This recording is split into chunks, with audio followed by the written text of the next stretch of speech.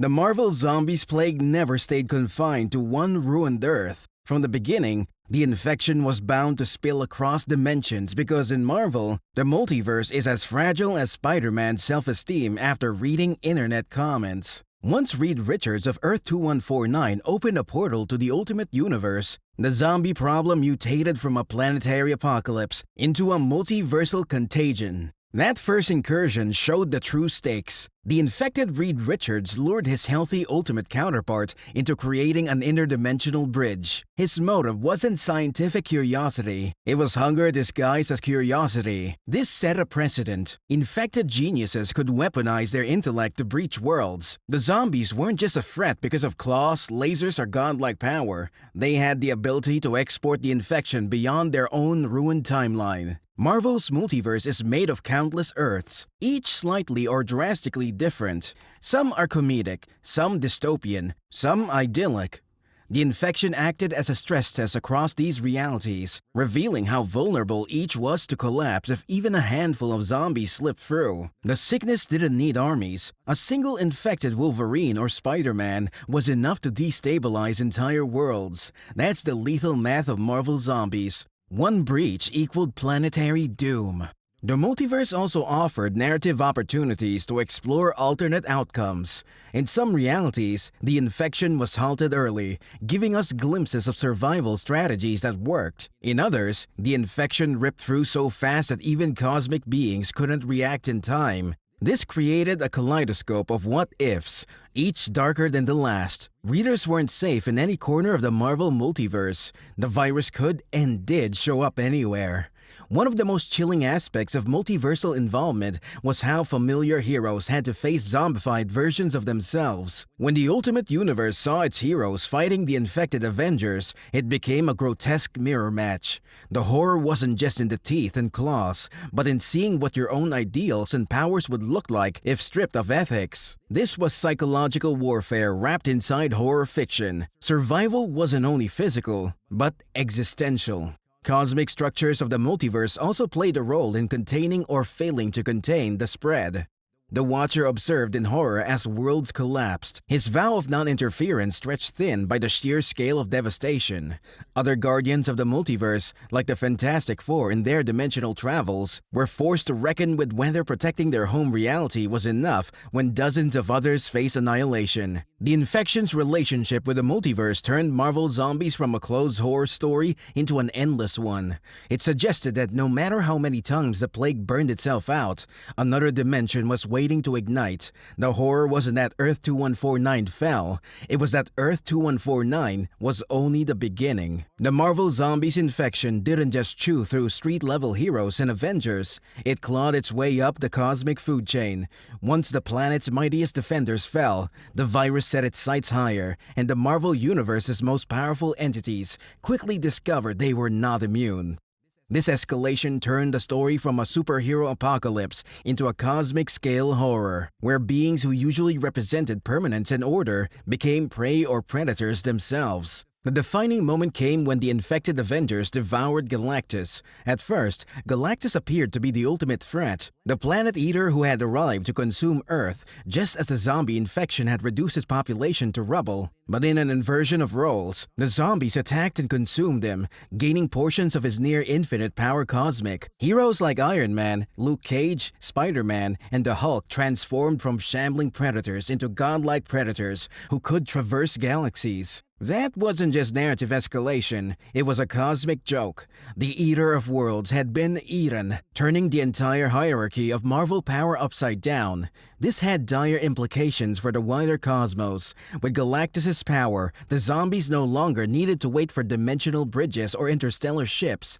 They became living plagues capable of moving between worlds under their own strength. The infection could spread faster than any containment effort. This also raised a chilling question. If Galactus could fall, what about the rest of Marvel's cosmic pantheon? The living tribunal, eternity, infinity, and death represent the abstract architecture of Marvel's reality. While not all were directly shown to be infected, the infection's ripple effect suggested that even cosmic constants weren't safe. Zombie Thanos, for instance, embodied this idea of being obsessed with death, now reimagined as a grotesque, ravenous version of himself. Thanos was no longer the lover of death, but a parody of hunger, his desire stripped of purpose and reduced to feeding. His existence highlighted the theme that even beings with infinite willpower could succumb to primal instinct once infected. Other cosmic players like the Silver Surfer were more directly used as stepping stones. When the zombies consumed the Surfer, they gained a taste of cosmic energy, foreshadowing the greatest fear of Galactus.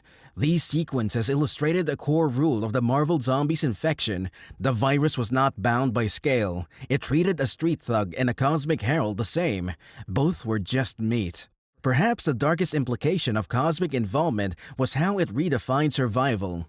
In most Marvel stories, the intervention of cosmic entities suggests a final safeguard, a higher order that restores balance. In Marvel Zombies, that safeguard failed. Once the infection climbed to that level, there was nothing left above it to impose order. The infection became not just a biological plague, but a metaphysical one, threatening the very fabric of Marvel's reality. This was the ultimate horror. The infection didn't just topple heroes, it toppled the very idea of hierarchy in the Marvel Universe. Once the cosmic ladder collapsed, there was no ceiling left to stop the hunger. Marvel Zombies was never confined to a single universe. From the beginning, the infection was tethered to the Marvel Multiverse, and that connection allowed the story to spread, mutate, and intersect with other realities in ways that made it far more dangerous.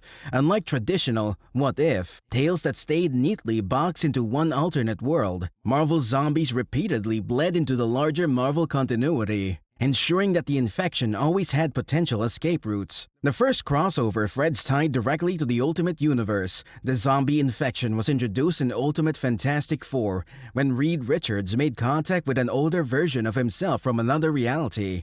That alternate Reed, however, was infected, and a dimensional bridge gave the zombies a doorway to new hunting grounds. This event established one of the infection's most important traits. It was never meant to remain quarantined. Each multiversal crack was a potential feeding ground, and characters' curiosity or arrogance often provided the infection's passage. From there, the Marvel zombie stories expanded outward into strange collisions. They clashed with characters like Ash Williams from Evil Dead in Marvel Zombies vs. Army of Darkness. This crossover wasn't just a gimmick, it reinforced the series' identity as horror satire. Ash, already a chainsaw-wielding survivor of demonic infection, was thrown into a universe where the infection wore superhero capes. His presence emphasized the absurdity and hopelessness of the zombie spread, and at the same time, it connected Marvel Zombies to horror's broader pop culture lineage. The infection also intersected with Deadpool, who became a recurring multiversal tourist in these stories. In one storyline, the zombified Deadpool's head, known as Headpool, floated across realities, dragging the infection along with him. This bizarre relic illustrated how even a severed head could destabilize entire universes, and it was a perfect example of how the series balanced horror with grotesque comedy. Deadpool, as always, functioned as both commentary and chaos, making the infection feel even less containable. Beyond character cameos, the infection tied itself to broader Marvel cosmic mechanics. The Exiles, a team tasked with repairing multiversal disruptions, confronted zombie incursions, treating the infection as a kind of reality cancer. This made the stakes even clearer. The infection wasn't just an alternate universe, elseworld curiosity. It was a metastasizing wound in the multiverse itself. If unchecked, it could swallow not only one Earth, but infinite Earths, infinite timelines, and infinite iterations of Marvel's canon. Each crossover also deepened the infection's tone. Unlike typical Marvel events where heroes from different worlds team up to stop the crisis, crossovers in Marvel Zombies often ended with everyone infected, devoured, or permanently scarred. Instead of merging heroes against a common threat, the infection consumed them indiscriminately. That reversal of the usual Marvel team-up structure kept the series bleak, unpredictable, and consistent with its central idea. In this reality, nothing is sacred, and no hero is safe. The alternate universes and crossovers weren't just expansions, they were accelerants. Each new connection widened the feeding ground, proved the infection's adaptability, and demonstrated that the Marvel Multiverse itself was a buffet table. The Marvel Zombie saga was never a one-off shock story. Its long-term consequences reshaped how Marvel approached alternate realities, horror storytelling, and even its own iconic characters. The first major impact was on the perception of Marvel heroes themselves. The infection stripped away their idealized personas and revealed them as creatures of hunger, obsession, and moral collapse. Audiences were forced to see Spider-Man, Iron Man, and Captain America not as aspirational icons, but as cautionary figures. That inversion remained one of the series' strongest long-term contributions. Once readers saw their favorite heroes devour innocents, those images never truly disappeared. On a narrative level, the infection's survival against all odds became its defining legacy. Even after the supposed collapse of the zombie Earth, fragments of the infection persisted. Cosmic-powered zombies lingered, dimensional breaches reopened, and splinter groups of survivors carried scars that stretch across sequels. Each return demonstrated that the infection couldn't be permanently contained, only delayed. This gave Marvel Zombies a sense of inevitability. No matter how many times the infection was buried, it always found a way back to the surface. The consequences extended into Marvel's treatment of the multiverse itself. Marvel Zombies normalized the idea that alternate universes weren't just playful playgrounds, but potentially catastrophic threats. By showing how a single infected world could destabilize countless others, the series set precedent for multiversal danger stories that came later. Without Marvel Zombies, later projects like Secret Wars 2015 or the MCU's What If might not have leaned so heavily into alternate universes colliding and corrupting each other. Zombies proved that a funhouse mirror world could still have devastating consequences for the larger Marvel framework. For readers, one of the biggest long-term effects was the blurring of genre lines. Before Marvel Zombies, horror within Marvel was largely confined to supernatural characters like Dracula, Ghost Rider, or Morbius. Zombies pushed horror into the superhero mainstream, demonstrating that capes and corpses could occupy the same panels. This experiment paved the way for Marvel to experiment more with horror aesthetics, a trend that continues with darker imprints, R-rated comics, and even MCU entries leaning toward gothic tones. On a meta level, Marvel Zombies also shifted the company's publishing strategy. The sheer popularity of the first run spawned multiple sequels, crossovers, spin-offs, and even merchandise. The long-term consequence here was proof that readers were willing to embrace darker, more grotesque interpretations of their heroes, provided those stories were executed with creativity. In many ways, Marvel Zombies was a commercial experiment that paid off, showing Marvel it could balance mainstream superheroics with blood-soaked satire and still hold audience loyalty. Finally, the infection's consequences stretched into Marvel's cultural identity. For decades, DC Comics had dominated the Elseworlds alternate take territory, while Marvel stuck closer to continuity. With Marvel Zombies, the company carved out its own brand of alternate storytelling, one that was brutal, cynical, and unapologetically grotesque. The zombies weren't just about shock, they were about permanence. They left bite marks on Marvel's history that couldn't be erased, proving that even if the infection ended, the idea of Marvel heroes as predators would linger forever in the imagination of fans. The newest chapter in Marvel Zombies doesn't just revisit the concept, it reinvents it with an unapologetic blood-soaked direction. Marvel has announced an R-rated Red Band comic revival, a deliberate push into territory even the original series hesitated to fully embrace. While the early runs reveled in gore, they were still tethered by mainstream publishing standards. The Red Band approach removes those restraints, promising explicit violence, body horror, and psychological collapse at a scale Marvel has rarely sanctioned under its banner. This shift positions the revival not only as a sequel, but as a statement. Marvel Zombies is no longer just an experiment, it's a brand willing to lean fully into horror. One of the clearest creative directions for the revival is the notion of a love letter to the Marvel Universe, while also tearing it apart. Writers and artists have emphasized that the new series will celebrate the iconography of Marvel while simultaneously corrupting it. In practical terms, this means readers can expect deep cuts across Marvel history, obscure characters resurrected only to be consumed, forgotten corners of the lore spotlighted briefly before collapsing, and nods to major Marvel storylines warped by infection. The comic will thrive on recognition, using the familiarity of Marvel's legacy as fuel for horror. The red band angle also signals a shift in audience targeting.